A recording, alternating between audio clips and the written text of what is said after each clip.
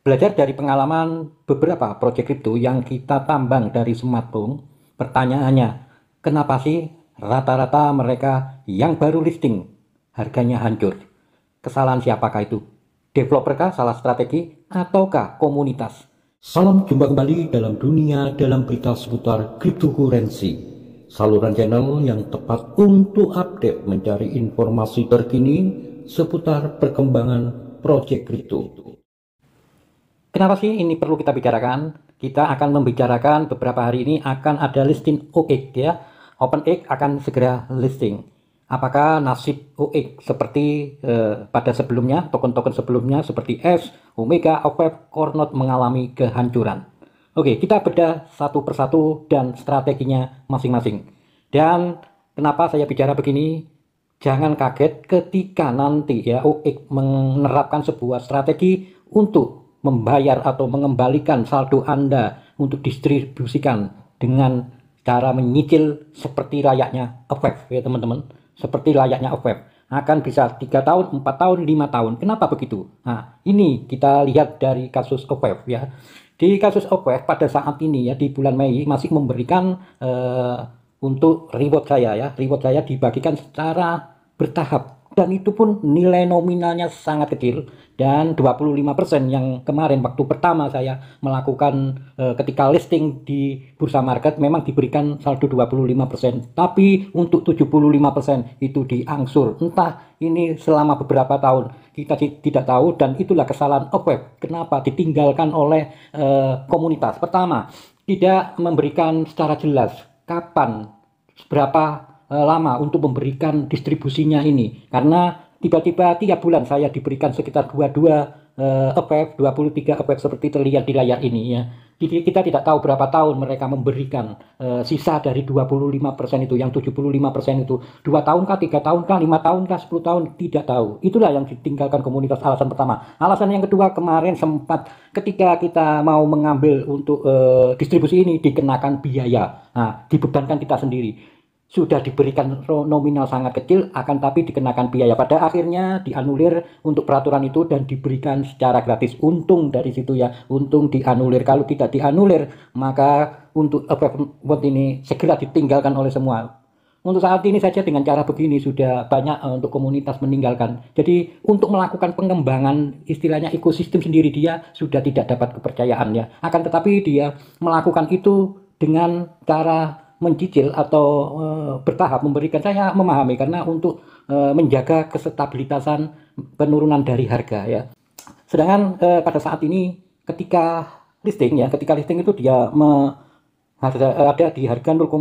Pertama listing di market 0,1 dan sekarang telah jatuh di 0,01. Tetap stabil di harga segitu ya, 0,01 dia, karena kemungkinan juga untuk transaksi perputaran pun sedikit karena teman-teman juga tiap bulannya diberikan secara sedikit untuk menjual pun tidak signifikan berpengaruh di harga. Makanya dia mencapai karena tidak mempunyai ekosistem, tidak mempunyai developer pengembangan kerjasama dan macam-macam lah dengan developer lain atau seperti core, kurang agresif, kurang signifikan dalam pengembangan untuk melakukan pembangunan ekosistemnya. Jadi cara termudah untuk dia adalah menahan saldo para penambang untuk mempertahankan harga di kisaran 0,01. Jadi diberikan sedikit-sedikit, tidak terpengaruh signifikan dalam penjualan untuk melakukan penjualan secara besar-besaran tentunya yang pasti akan berpengaruh di harga ini ya teman-teman. Nah, inilah kasus Upweb. Nah, yang saya khawatirkan teman-teman, yang saya khawatirkan OX akan meniru AVEF. Jadi dia tidak mempunyai kekeliruannya strateginya. Kenapa? Sebelum melakukan listing, dia tidak mempunyai kerjasama ekosistem untuk fungsi dari token tersebut ya, token tersebut. Akan tetapi dengan cepat melakukan pertambangan lalu segera listing. Dikira komunitas ini mempunyai dalam arti melakukan perputaran dengan cara melakukan trading, hanya sekedar trading saja. Yang jelas mereka melakukan penjualan secara besar-besaran tiap awal ya. Apakah salah untuk teman-teman atau komunitas atau para pionir melakukan penjualan? Saya tidak menyalahkan mereka ya. Nanti kita bicarakan mengenai komunitas ini. Begitu juga S ditinggalkan karena tahap akhir sebelum melakukan listing karena ada uji kuis itu ya. Kuis banyak teman-teman yang bertahan di uji kuis tersebut ya. Dia melemparnya di tahap awal itu di harga ini ya teman-teman. Nah, di harga 0,01 ya. Di harga 0,01 pada saat itu. 0,0 ya, 0,01 pada saat itu. Terus saat ini harganya di harga 0,04 dan susah untuk menaik, kecuali naik itu seperti seperti core ya. Core itu memang kerjasama kuat dan dia melakukan ekosistem ya, melakukan ekosistem kerjasama, kontrak dan lain sebagainya, itu sangat banyak memang, bahkan ratusan ya, ratusan melakukan pengembangan kerjasama dengan developer-developer lain ya.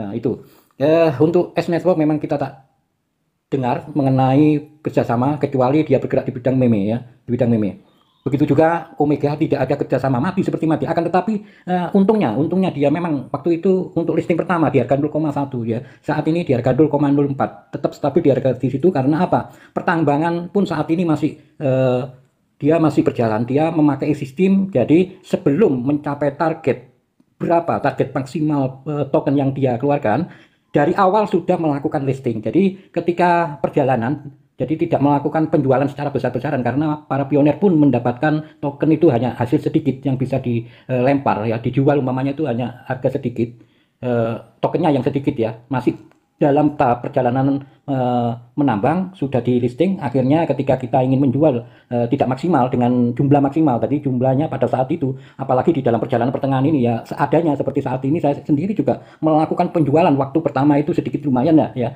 dapat lumayan. Pada saat ini kalau 1 bulan, 2 bulan, 3 bulan kita mendapatnya 3 Omega, 4 Omega, terus dapat apa untuk dijual. Tapi itu keuntungan bagi developer Omega dalam perjalanan dia sudah melakukan listing ya, sudah melakukan listing. Jadi tidak ada penjualan secara besar-besaran. Beda dengan S Network pada waktu itu teman-teman. S Network itu sudah maksimal.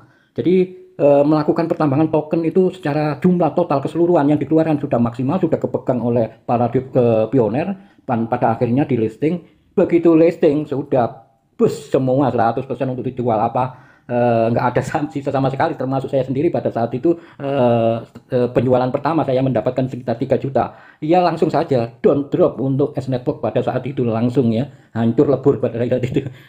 Dan untungnya sekarang itu masih naik pelan-pelan, mungkin ada kerjasama dengan meme. Kalau memang mati tidak ada kerjasama apapun ya, akan tetap umpamanya mempertahankan untuk saldonya para pioner, hanya sekedar menahan saldo teman-teman, dia tidak akan bisa naik, pasti akan stabil di harga segitu-segitu aja. Lain sama dengan core, itulah perbedaannya. Yang lain core karena pengembangannya sangat agresif. Kalau Upfest sendiri ya tidak ada, cuma harganya ya segitu-gitu aja, 0,01 itu. Lain lagi kalau dia melakukan pengembangan secara agresif. Kita lihat Not yang beberapa hari, Not Coin ini melakukan penjualan secara besar-besaran ya. Pada saat itu pertama di harga 0,09 ya, di sini harganya, dan saat ini harganya 0,05 ya, 0,05. Padahal dikeluarkan 0,09 ya, masih lumayan ya. Kita lihat saja untuk kedepannya. Nah, untuk OIK ini jangan salahkan OIK kalau memakai sistem of web nantinya. Jangan salahkan kalau memakai sistem of web. Nah, ini kesalahan apa? Kesalahan strateginya developer ataupun kesalahan kita para pioner, karena ya penambang untuk melalui smartphone kan memang hemat energi, hemat biaya, siapa saja bisa melakukan, termasuk ya kita kismin ini. Nah, kalau kita seperti orang-orang kismin ini, begitu ada megang uang token segitu ya, kebutuhan kita mendadak karena tidak punya uang cadangan, langsung aja lempar. Lain lagi dengan penambangan dengan melakukan komputer yang perlu biaya mahal itu, seperti penambang Ethereum, penambang BTC, mereka memang high class, punya uang cadangan. Kalau kita disuruh menahan, terus kita makan apa? Ya rata-rata itulah penambangan kita, orang yang resikonya para developer melakukan pertambangan melalui smartphone semua bisa, dan termasuk orang-orang seperti kita ini, orang-orang yang kismin